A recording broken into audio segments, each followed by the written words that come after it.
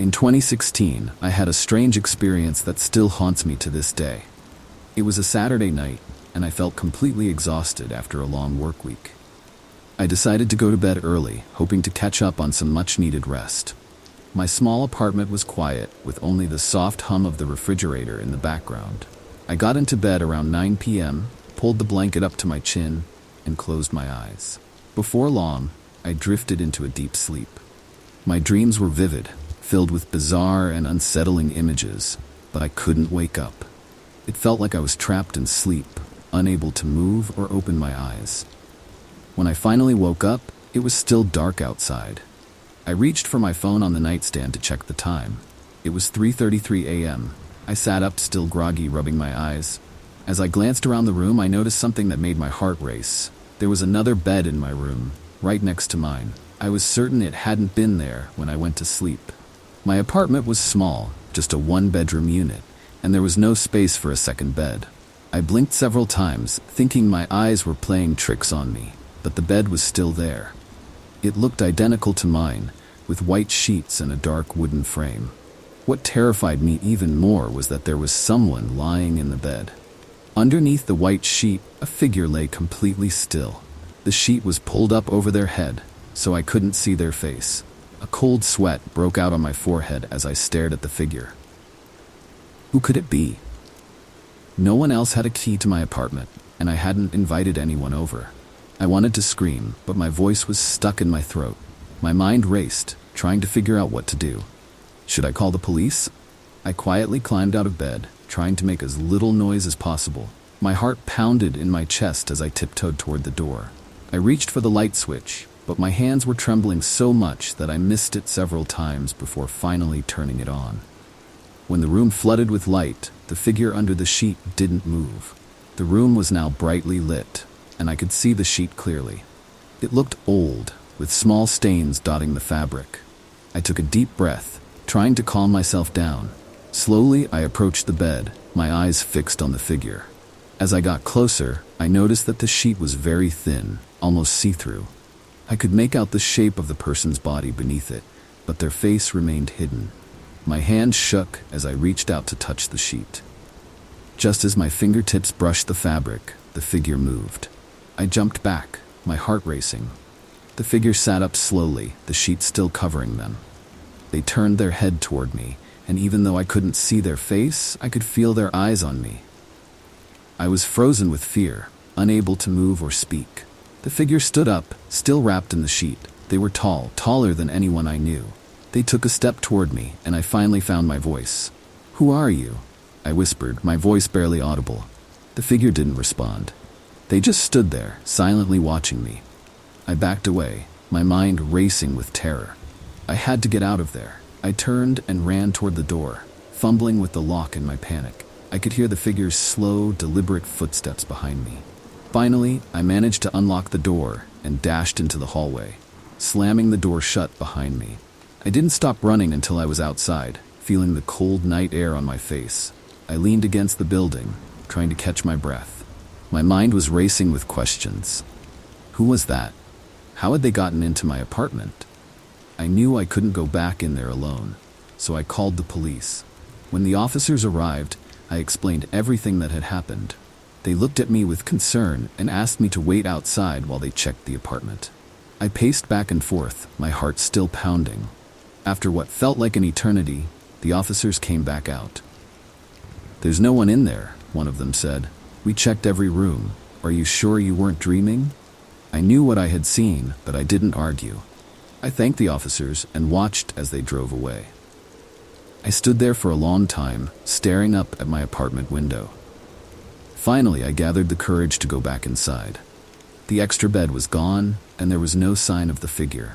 Everything was exactly as it had been before I went to sleep. I checked all the doors and windows, but they were all locked. A chill ran down my spine as I realized that whoever, or whatever, had been in my room had vanished without a trace. That night, I couldn't sleep, sitting on the couch with all the lights on. The experience left me shaken, and I still don't have an explanation for what happened. I moved to a new apartment soon after, hoping to leave the memory behind. But sometimes late at night, I still feel like someone is watching me, and I can't help but wonder if the figure in the white sheet will ever return.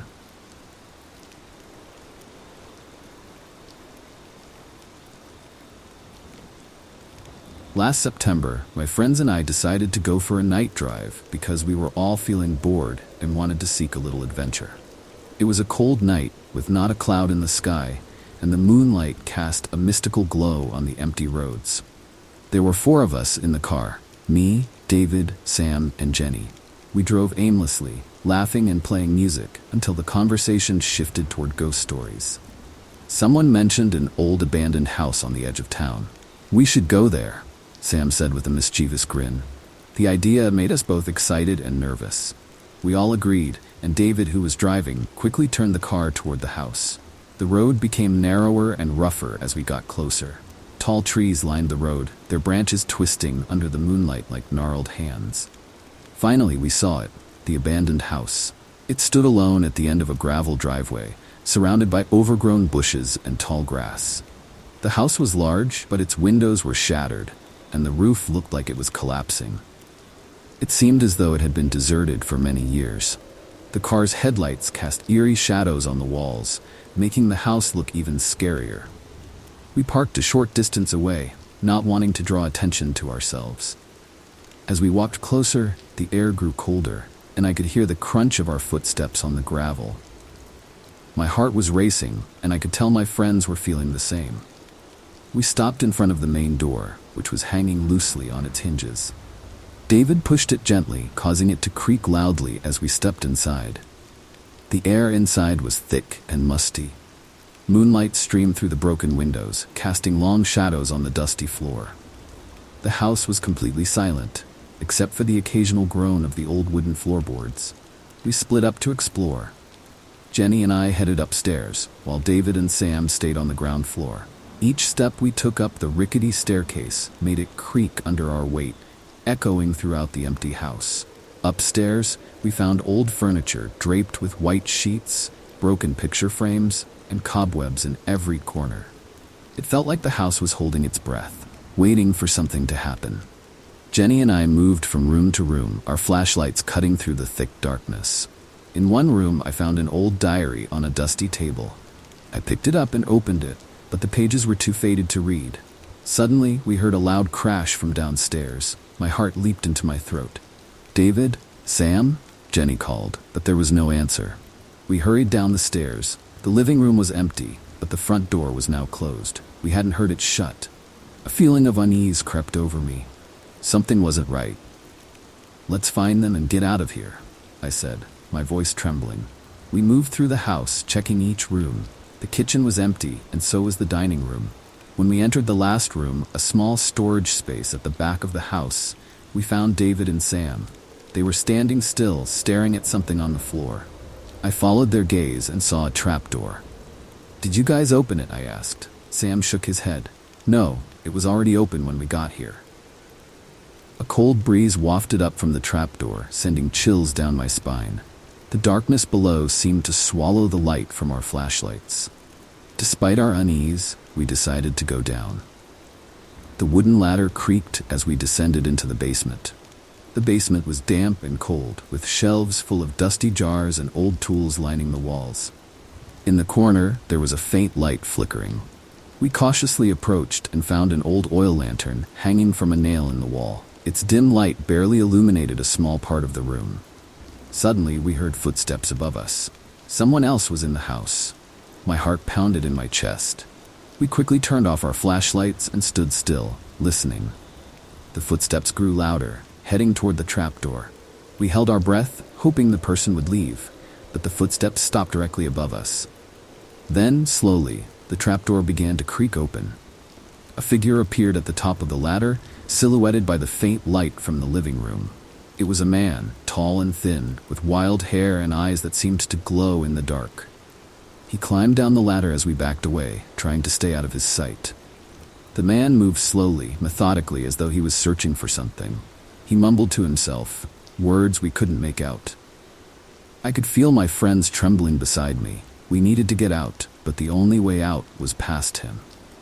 Suddenly, he stopped and turned his head, his eyes locking onto mine. A cold smile spread across his face. He started walking toward us, and panic surged through me. We bolted for the ladder, scrambling up as fast as we could. David went first, then Jenny, then me, and finally Sam. As we reached the top, the man grabbed Sam's ankle, pulling him back down. Sam kicked and struggled, and we all grabbed him, pulling with all our strength. Sam managed to break free, and we slammed the trapdoor shut, locking it with a rusty bolt. We didn't stop to catch our breath. We ran out of the house and straight to the car. We jumped in, and David started the engine. The tires screeched as we sped away, not looking back. As we drove off, the house disappeared into the darkness behind us. None of us spoke, too shaken by what had just happened. The night's adventure had turned into a nightmare. We had found the adventure we were looking for, but it was an experience none of us ever wanted to repeat. From that night on, we never spoke of the abandoned house again. The image of the man with his eerie smile haunted me for weeks. Even now, whenever I drive past the edge of town, I feel a chill run down my spine and press the gas, not wanting to be reminded of that terrifying night.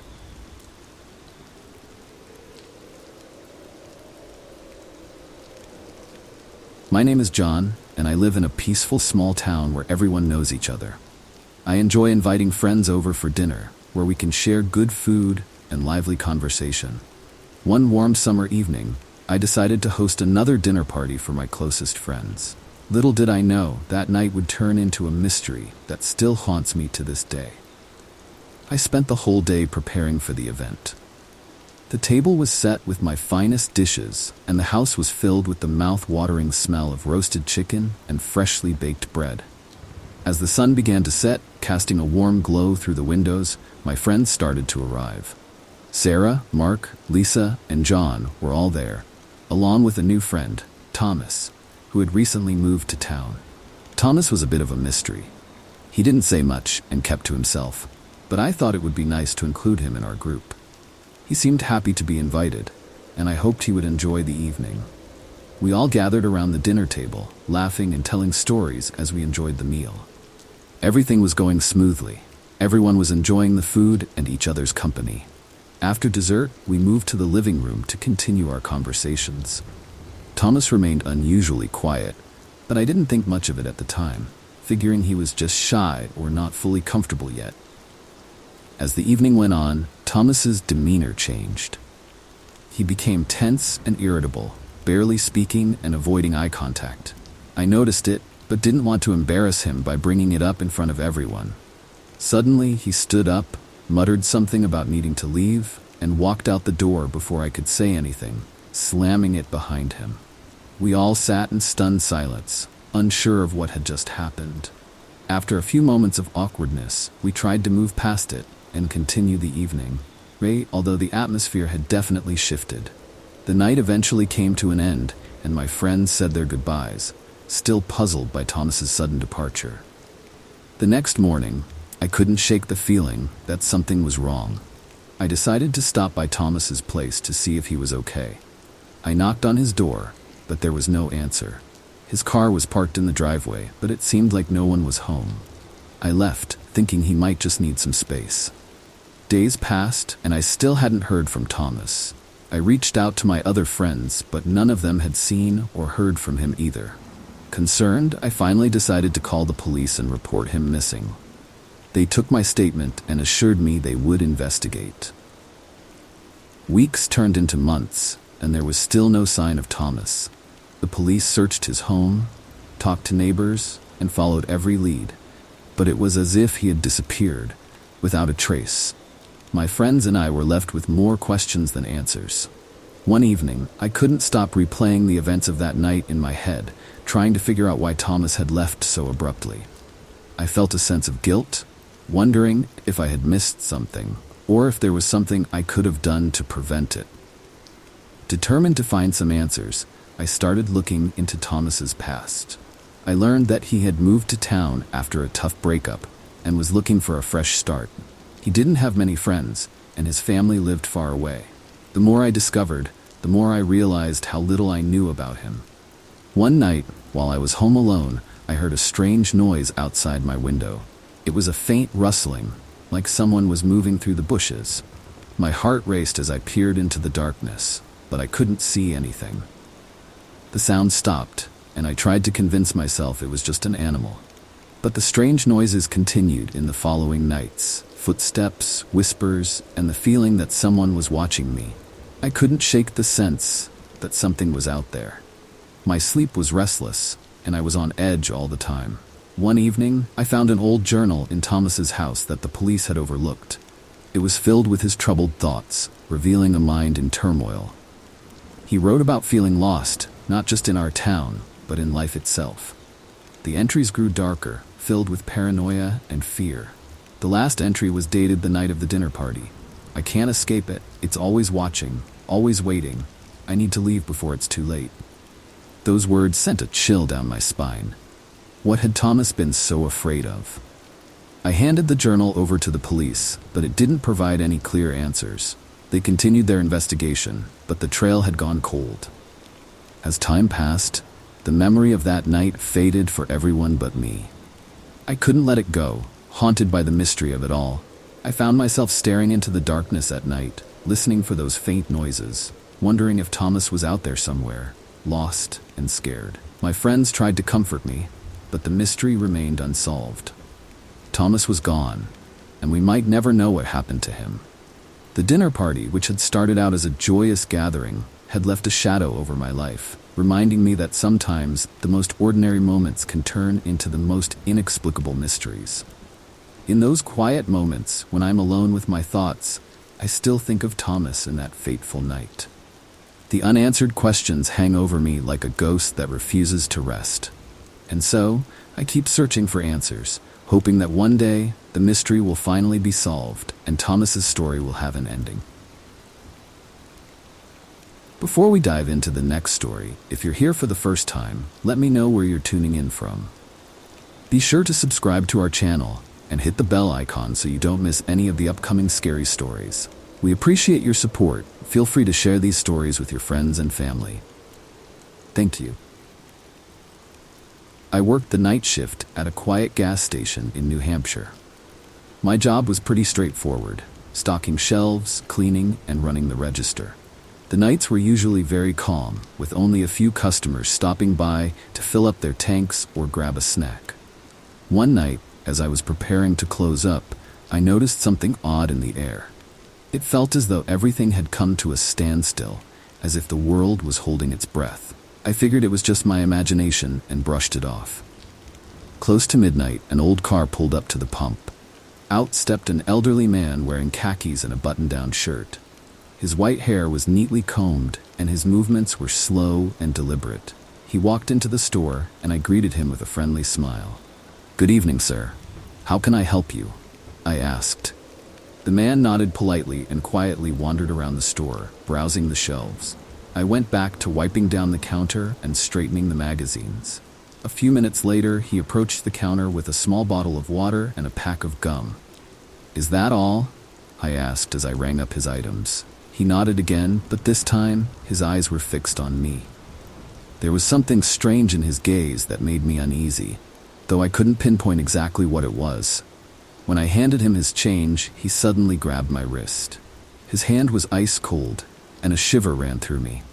"Hell is real," he said in a raspy voice, "and the devil already has his hand on you. Be careful." I froze, staring at him in shock. His words hung in the air, dark and ominous. After a moment, he let go of my wrist, took his items, and left the store without another word. I stood there, watching as his car disappeared into the night, my heart pounding in my chest. His warning echoed in my mind, sending chills down my spine. I tried to shake off the uneasiness and get back to my tasks, but the strange feeling lingered. I finished my shift and locked up the store, but I couldn't stop thinking about the old man. His words replayed over and over in my head, and I couldn't help but feel a growing sense of dread. What did he mean? Why had he said that to me? As I drove home, I kept glancing at my rearview mirror, half expecting to see his car following me. The night seemed darker than usual, and every shadow felt threatening. When I finally got home, I quickly locked the door and checked all the windows. That night, I couldn't sleep. Every little noise in the building made me jump, and I couldn't shake the feeling that someone was watching me. The old man's warning haunted my dreams, and I woke up several times drenched in cold sweat. The next day, I told my coworker about the strange encounter. He laughed it off, saying the old man was probably just crazy, but I couldn't shake the feeling that there was something more to it. I felt like there was a dark cloud hanging over me, a weight pressing down on my chest. Days turned into weeks, and the memory of the old man's warning slowly faded.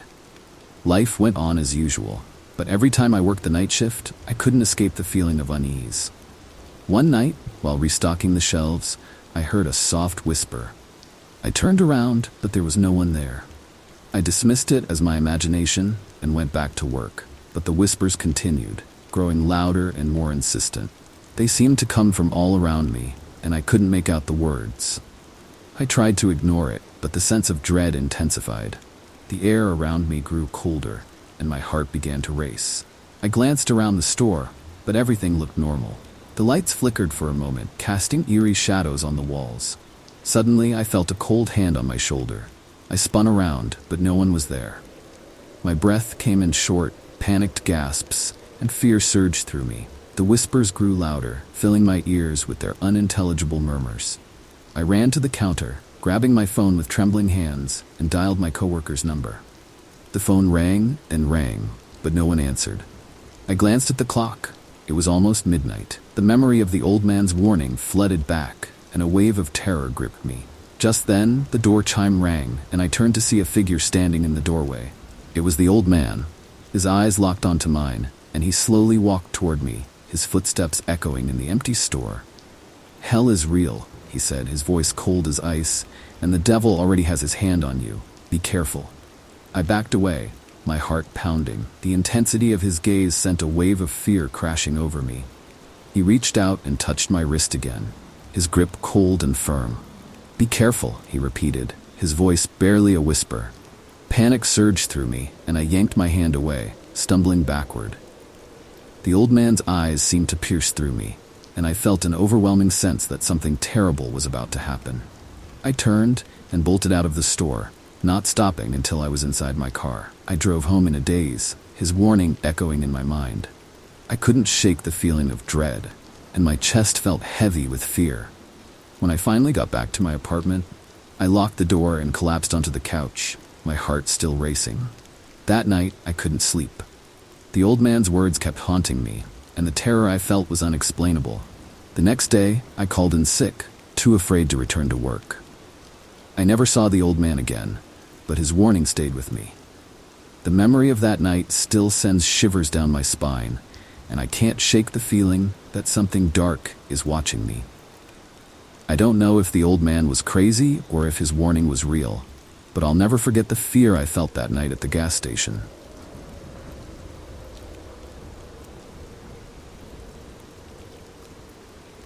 My name is John, and I've always enjoyed taking my family on small adventures. Living in the city, we often feel the need to escape the busy life and retreat to the countryside for some peace and quiet. One summer, I rented an old farmhouse on Airbnb. It looked perfect in the pictures, a big yard, rustic charm, and even a pool. It seemed like the ideal place for a weekend getaway. We arrived on a sunny Friday afternoon. My wife, Julian, and our 2 kids, Liam and Zoe, were all excited. The farmhouse was at the end of a long gravel road, surrounded by thick trees. It had a wide porch with creaky wooden steps, and inside, it was full of antique furniture and old pictures. It felt like we had stepped back in time. After unpacking, we decided to spend the evening by the pool. The kids played and splashed in the water, while Julian and I sat by the edge, dipping our feet into the cool water. The air was crisp and fresh, and the only sounds were the kids' laughter and the gentle rustling of the trees. As the sun set, we turned on the lights around the pool and had dinner outdoors. The sky was full of stars and everything seemed perfect. Then I heard it, a strange sound, like footsteps crunching on dry leaves, as if someone was walking nearby. I looked around, but the darkness beyond the pool lights made it hard to see. Julian noticed my concern. "Did you hear that?" I asked. "It's probably just an animal," she replied, trying to stay calm. But the noise continued, growing closer. I quickly told the kids to get out of the pool and go inside. We hurriedly gathered our things, and I locked the door behind us. Inside, I felt a bit safer, but I couldn't shake the feeling that something was wrong. I double-checked all the windows and doors, making sure everything was locked. After putting the kids to bed, I kept a flashlight and my phone close by. Time passed, and the house was quiet. Just as I began to relax, there was a loud knock on the front door. My heart raced. I grabbed the flashlight and peered through the peephole. A man stood outside in a police uniform. "Open up, it's the police," he called out. I hesitated. Why would the police be here at this hour? I decided to speak through the door. "Why are you here?" I asked. "There's been a report of suspicious activity." "Open the door," he replied. Something didn't feel right. His voice was calm, but there was something unsettling about it. I decided to call the local police station to verify. As I dialed, the man outside knocked harder. "Open the door now," he shouted. The dispatcher at the police station answered, and I quickly explained the situation. They told me they hadn't sent anyone to our location and advised me to stay inside and lock everything. They were sending real officers to our address. A sense of dread washed over me. I told Julian to take the kids and hide in one of the bedrooms. I could hear the man outside trying the door handle. I went into the living room, turned off all the lights, and peeked through the curtains. There were more figures moving around outside. Time seemed to crawl as we waited. The knocking persisted, and the man continued claiming to be the police, demanding we open the door. But I knew he wasn't telling the truth. My phone buzzed. The real police were almost there. Suddenly, the fake officer started banging on the windows, trying to find a way in. I held my breath, hoping they wouldn't break the glass. Finally, I saw the flashing lights of a police car coming down the gravel driveway. The figures outside scattered into the woods. When the real officers arrived, they checked the area, but found no trace of the imposters. They assured us we were safe, but suggested we find somewhere else to stay for the night. They explained that, while rare, some people pretend to be police officers to gain entry into homes, usually with malicious intent. We packed up our things and left the farmhouse, heading to a nearby hotel. The kids were scared but safe, and Julian and I were shaken but relieved. As we drove away, I couldn't stop thinking about what could have happened if we had opened the door. It was a terrifying experience that reminded me to always trust my instincts and double-check before letting anyone inside. We never found out who those fake police officers were or what they wanted, but we were grateful for the real officers who showed up just in time. That night changed the way I think about safety, and I've been much more cautious ever since, especially when staying in unfamiliar places. Our little adventure turned into a night of fear, but luckily, we got out unharmed. It was a valuable lesson, and from then on, I've always made sure to be extra careful, and no matter how safe a place might seem.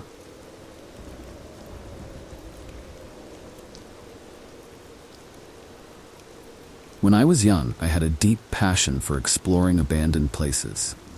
The mystery of old, empty buildings always drew me in. The idea that these places were once full of life but now stood silent captivated me. I loved the thrill of stepping into the past, witnessing the decay of things that were once new, and feeling the history still lingering in the air. A few years ago, my friends and I decided to explore an abandoned school in our town. The building had been vacant for years, and there were many stories surrounding it. People said the school was haunted, and we wanted to see for ourselves if it was true. That night was perfect for our adventure. We met at my house, bringing flashlights, snacks, and our phones.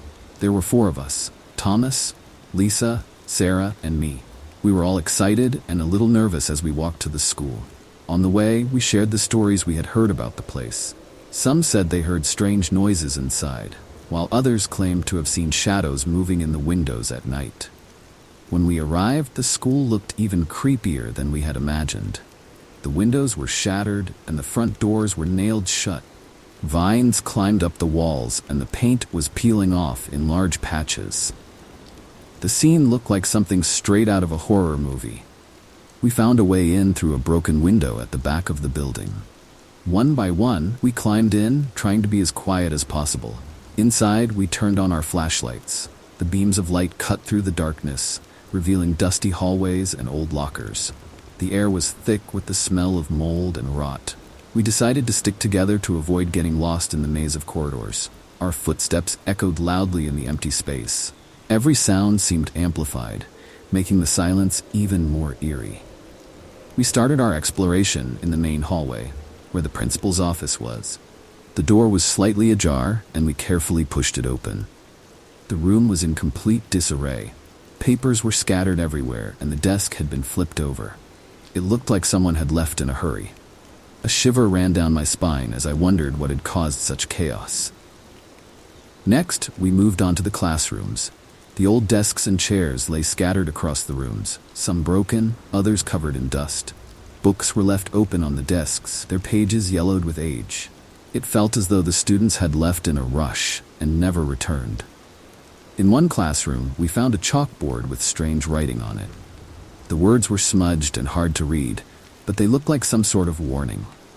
Thomas, always the bravest, laughed it off, saying it was probably just a prank by some kids. But I couldn't shake the uneasy feeling it gave me. As we continued deeper into the building, a loud noise suddenly echoed from somewhere within. We froze in place, hearts pounding. "Did you hear that?" Sarah whispered.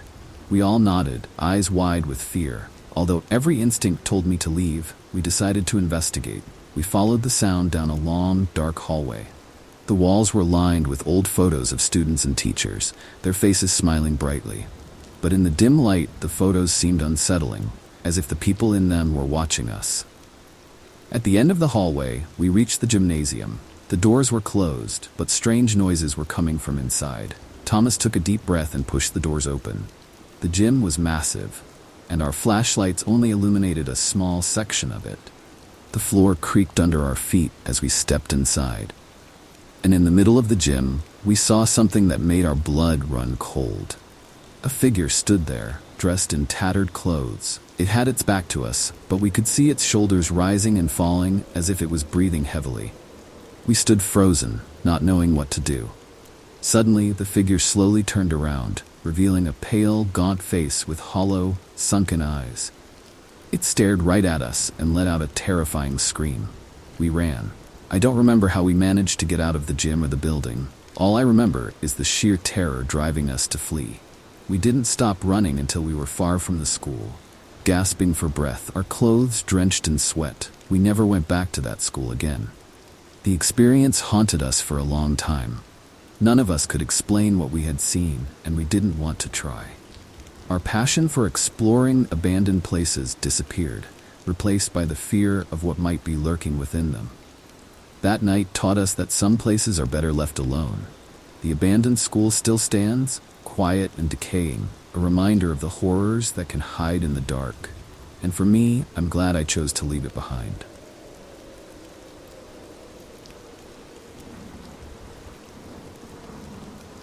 I was working the night shift at a quiet gas station. That night was incredibly calm, and I was more than halfway through my shift.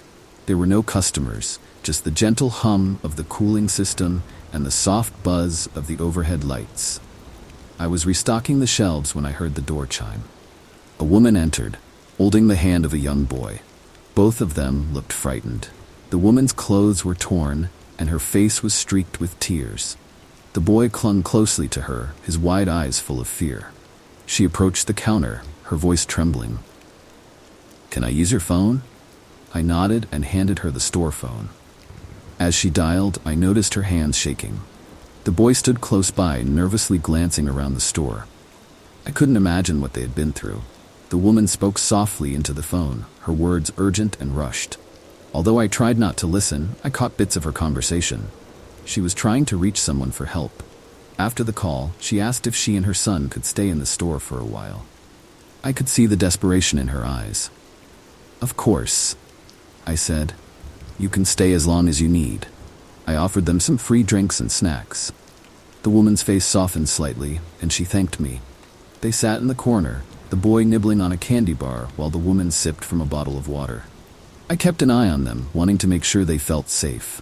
Time passed slowly, and a growing sense of unease settled in my stomach. I didn't know exactly what they were running from, but it was clear they were trying to get away from something, or someone. An hour later, the door chimed again. this time louder and more forceful. A man stormed in, his face twisted with anger. "There you are," he shouted, heading straight toward the woman and the boy. The woman shrank back, pulling the boy closer to her. "Sir, you need to leave," I said, trying to keep my voice steady. I stepped between him and the woman and child. "Get out of my way," he bellowed. "She's coming with me." He tried to push past me, but I stood my ground. The woman began to cry, clutching her son tightly. "Sir, if you don't leave, I'm calling the police," I warned, my heart pounding as I reached for the phone. The man's eyes flared with anger, and he lunged at me, knocking the phone out of my hand. It clattered to the floor, but I quickly grabbed it and dialed 911. "Help! We need police at the gas station on Elm Street," I shouted into the phone. The dispatcher reassured me that officers were on their way, but it felt like an eternity. The man continued shouting, trying to pull the woman out of the store. I kept blocking his way, doing my best to buy time. The boy began sobbing, burying his face into his mother's side. Finally, the police arrived. 2 officers burst through the door, Roth guns drawn. "Step away from them," one of the officers ordered. The man hesitated, then raised his hands, though his face was still twisted with rage. The officers moved quickly, handcuffing him and leading him out to the patrol car. The woman collapsed into a chair, crying with relief. The boy clung to her, still scared but visibly calmer now that the man was gone. One of the officers stayed behind to speak with the woman.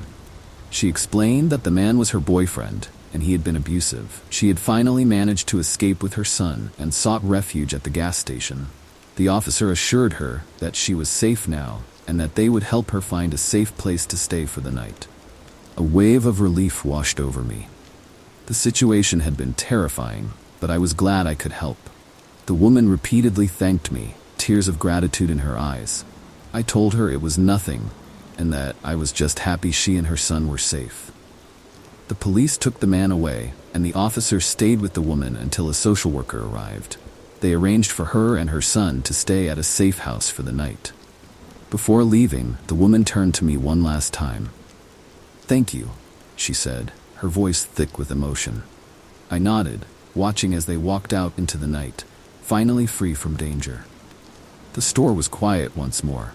The only sounds were the hum of the cooling system and the buzz of the lights, but the night felt different now. I had faced something terrifying and helped someone in need. This night shift had never felt so meaningful. As time passed and the morning light began to filter through the windows, I couldn't stop thinking about the woman and her son. I hoped they would find peace and safety in their new life. And I hoped, in some small way, that I had made a difference. The memory of that night stayed with me, a reminder of the courage it takes to face fear and the power of kindness in the face of darkness.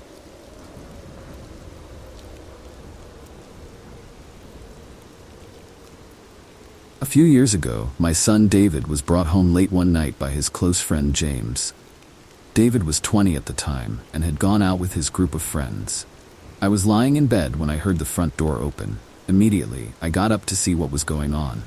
As I entered the living room, I saw James trying to keep David on his feet. David was completely drunk, barely able to stand with his clothes disheveled and his eyes half closed. James, a tall and strong young man, seemed to have no trouble holding David up. "Sorry about this," James said calmly. "David had a little too much to drink." I just nodded, my concern for my son overshadowing any frustration I might have felt. "Let's get him to his room," I said, stepping forward to help. Together we carried David upstairs and laid him on his bed.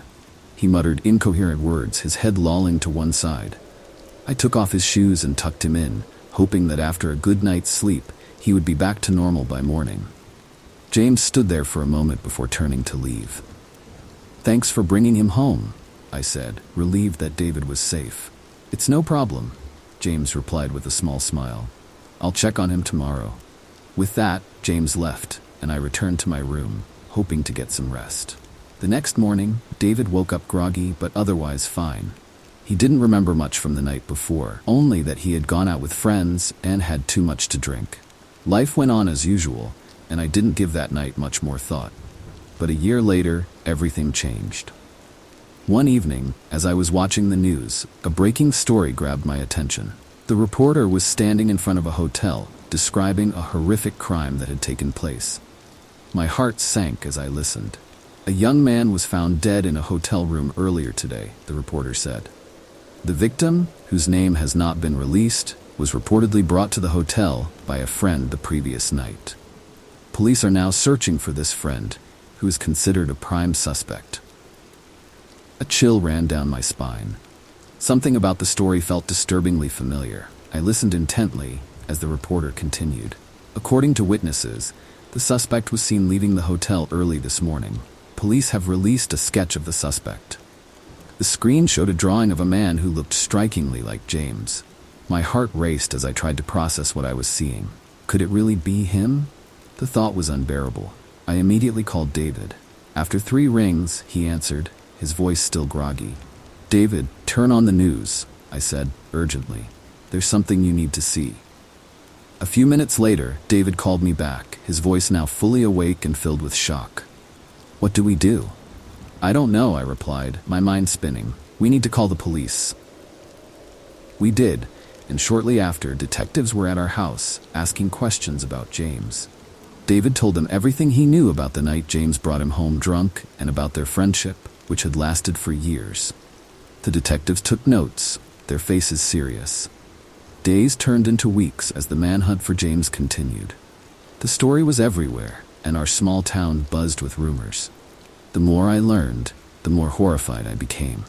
Not only had James gotten his friend drunk, but he had taken him to the hotel, killed him, and then fled. The brutality of the crime was unimaginable. David was deeply shaken by the news. He couldn't believe that someone he had trusted could commit such a horrific act. He became withdrawn, spending most of his time in his room. I tried to comfort him, but no words seemed to ease the pain. A few weeks after the news broke, David and I were sitting in the living room one quiet evening. The house was still, the only sound being the ticking of the clock on the wall. David stared at the floor, lost in thought. "Mom," he said, finally breaking the silence, "do you think I could have been next?" The question hung in the air, heavy and terrifying. I didn't know what to say. The thought had crossed my mind more than once, but it was something I had tried to push away. "I don't know, David," I said softly. "But you're safe now, and that's what matters." Eventually, the police caught James. He had fled to a neighboring state and was hiding out in a rundown motel. His arrest brought some relief, but the emotional scars he left behind were deep. The trial was long and painful, with details of the crime coming to light that were almost unbearable. In the end, James was sentenced to life in prison. But for David and me, life would never be the same. The fear and betrayal we felt still lingered, casting a shadow over our everyday lives. David struggled to move on, haunted by the fact that someone he had called a friend was capable of such evil. Years have passed, but the memories remain. David has worked hard to rebuild his life, but there are still moments when I see the pain in his eyes, a reminder of the nightmare we lived through. That experience taught us both a hard lesson about trust and the darkness that can hide within people we think we know. We still talk about that night sometimes, the night James brought David home. It serves as a constant reminder of how close we came to losing everything. And though we've tried to move forward, the shadows of that time are never far behind.